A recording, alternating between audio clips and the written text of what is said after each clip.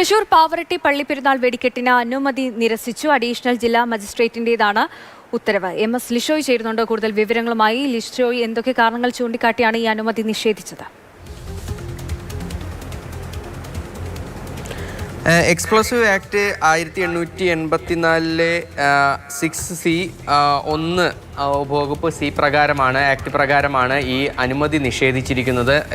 ഈ അഡീഷണൽ ജില്ലാ മജിസ്ട്രേറ്റിൻ്റെതാണ് ഉത്തരവ്. പാവർട്ടി പള്ളിപ്പെരുന്നാളിൻ്റെ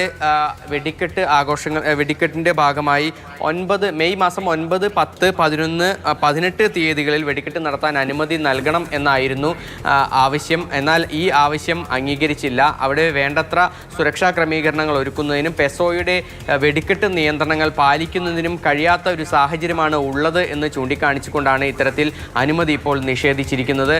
തുടർ നടപടികളുമായി വേണമെങ്കിൽ കോടതിയിൽ പോകാം, പക്ഷേ കോടതിയിൽ പോകുമോ എന്നുള്ള കാര്യത്തിൽ വ്യക്തത വന്നിട്ടില്ല.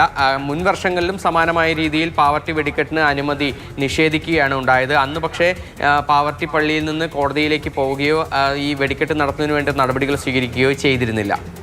ശരി, MS ലിഷോയാണ് വിവരങ്ങൾ നൽകിയത്.